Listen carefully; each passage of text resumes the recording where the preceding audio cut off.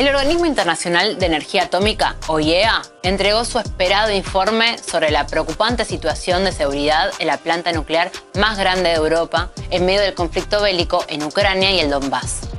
Y el documento no dejó a nadie indiferente, perdón, a nadie satisfecho, quise decir.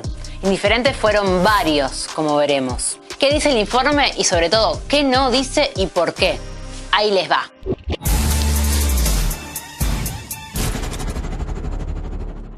La central nuclear de Zaporozhye es la más grande de toda Europa. Construida en la época soviética, consta de 6 reactores para una generación energética total de 5.700 megavatios. Poco después del inicio de la presente etapa de la guerra en Ucrania y el Donbass, allá por marzo, las fuerzas rusas tomaron el control de la planta en cuestión de horas, tras un intenso combate en las cercanías de la instalación. Durante la lucha se produjo un incendio en las afueras y, posteriormente, se habló de que hubo daños en muros externos y en un transformador por impactos de artillería.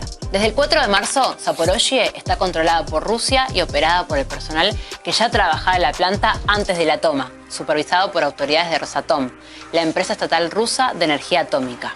Durante los siguientes casi 5 meses, la central nuclear operó sin mayores sobresaltos. Sin embargo, desde principios de agosto y en un continuo increyendo, los impactos de artillería, ataques con drones y demás acciones de combate contra la instalación comenzaron a hacerse cada vez más frecuentes hasta casi volverse cotidianos. Tras casi un mes de continuos pronunciamientos de preocupación por parte del OIEA, por fin el organismo nuclear anunció que visitaría la central. Anuncio que se llevó a cabo acompañado de una efectista foto del equipo poco antes de partir hacia su destino, digna de un póster cinematográfico.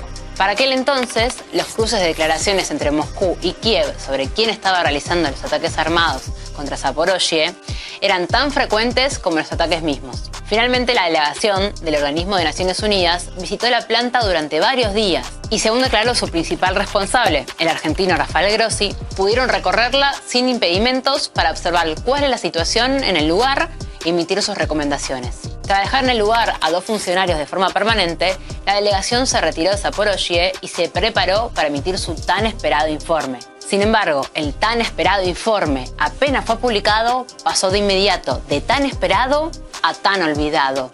¿Por qué? Básicamente por la combinación de, por un lado, afirmar cosas que ya todo el mundo sabía y por el otro, omitir el tema del que todo el mundo quería hablar, el informe, descafeinado, incluso hasta por los estándares de la ONU, lo que ya es decir, viene a recordarnos que atacar una central nuclear es muy peligroso e inaceptable. Deducción para la que no hacía falta haber estudiado física nuclear. Es más, si me apuran, ni física nuclear ni nada en absoluto. El OIEA recomendó que se creara una zona desmilitarizada o perímetro de seguridad alrededor de Zaporozhye, en el que no hubiera presencia militar ni rusa ni ucraniana. Algo que difícilmente aceptaría cualquiera de las partes a estas alturas de conflicto. En esa misma línea de buenos deseos al estilo concurso de Miss Universo, en el informe se llega a afirmar que la mejor solución al problema de la central nuclear sería poner fin inmediatamente al conflicto entre Rusia y Ucrania. ¿Cómo no se le ocurrió a nadie antes? Pero tras semanas de acusaciones mutuas entre Moscú y Kiev sobre quién estaba detrás de los insistentes ataques a la instalación, el interés mediático y político sobre el informe estaba enfocado en saber qué diría la misión al respecto. Y la misión, básicamente, solo dijo 4 cosas sobre ese asunto. N-A-D-A. Nada. Como suele ocurrir tanto en la vida como en la geopolítica, cuando estás en medio de 2 posturas enfrentadas e intentas aportar, pero lo haces evitando a toda costa que nadie se ofenda o ni siquiera se sienta aludido, lo que terminas logrando es que ambos contendientes se sientan decepcionados con tu mediación.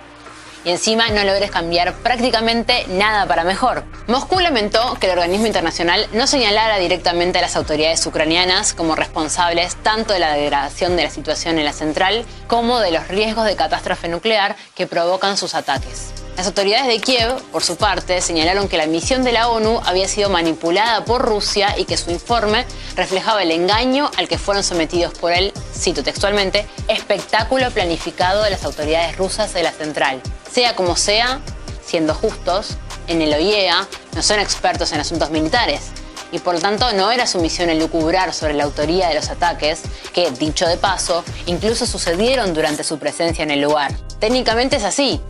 técnicamente, porque permítame dudar que si se tratara de, por decir, una central nuclear en el norte de Siria, operada por Estados Unidos y con una concentración de fuerzas leales a Bashar al-Assad enfrente, habría tantas dudas en medios, políticos y funcionarios sobre el origen de los disparos de artillería que cayeron sobre ella. Pero bueno, debe ser que yo soy muy mal pensada. Lo cierto es que en Ahí les va, técnicamente tampoco podemos afirmar taxativamente quién está bombardeando la central desde inicios de agosto. No somos expertos militares, no estamos allí. Pero en estos casos, sin afirmar nada rotundamente, lo más lógico es acudir a la llamada navaja de Ockham, según la cual la explicación más simple suele ser la más probable. Por supuesto, es perfectamente válido pensar que Rusia está bombardeando una central nuclear que controla desde hace casi medio año solo para culpar del potencial holocausto nuclear a Ucrania. Como también es válido pensar que el asesinato de John Fitzgerald Kennedy fue un suicidio asistido orquestado por él mismo, quien habría contratado a un francotirador para que acabara con su vida. ¿Por qué no? Ahora, otra cosa muy distinta es darle el mismo peso a la hipótesis más lógica que a la, digamos, teoría más creativa. Y esto es precisamente lo que llevan haciendo grandes medios y vocerías occidentales desde que la central nuclear más grande de Europa es atacada con artillería y drones kamikaze prácticamente a diario desde hace un mes. Fingir que la autoría de los ataques es un misterio irresoluble para todo el planeta, excepto para expertos con 3 o 4 maestrías en teorías de trayectorias balísticas. Cosa que, oh casualidad, no hicieron a principios de marzo, cuando la central estaba bajo control ucraniano y llegaron a la zona fuerzas rusas y sus aliados del Donbass.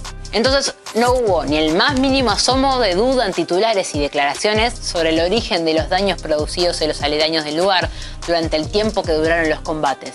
No, en la misma línea de obviedades que hemos comentado hoy, la ausencia de precisión mediático-política a la hora de afirmar, así sea hipotéticamente, quién podría estar atacando Zaporozhye, no se debe a un obsesivo amor por el fact-checking, no, sino a algo muy distinto.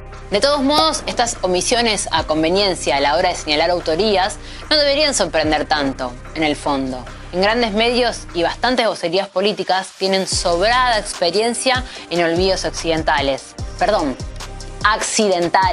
sobre hechos históricos sobradamente comprobados. 2 ejemplos apenas voy a mencionarles para ir cerrando. Cuando hace 2 años la Casa Blanca conmemoró la derrota del nazismo, cuya cúpula militar firmó su rendición definitiva en Berlín ante los representantes del Ejército Rojo, en las redes sociales del gobierno estadounidense se omitió por completo a la Unión Soviética y se mencionaron exclusivamente a Estados Unidos y al Reino Unido como protagonistas de aquellos hechos. Otro clásico más cercano al tema de este video es el de las bombas anónimas que cayeron sobre Hiroshima y Nagasaki en agosto de 1945.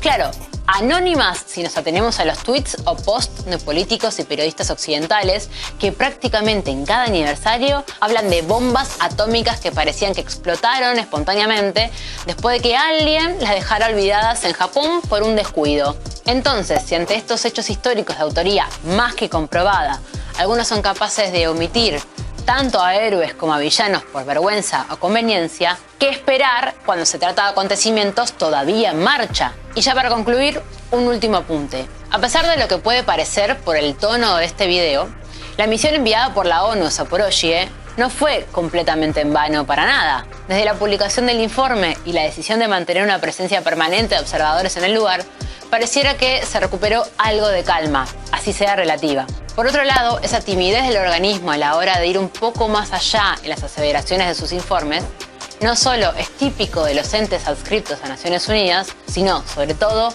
producto de las circunstancias geopolíticas. Que se lo digan sino Amnistía Internacional, que publicó un informe crítico con determinadas prácticas del ejército ucraniano y prácticamente tuvo que terminar retractándose. Y a estas alturas, ni el temor a un accidente nuclear pareciera ya impedir que la lógica impuesta de los grandes medios deje de intentar suplantar a la lógica más elemental.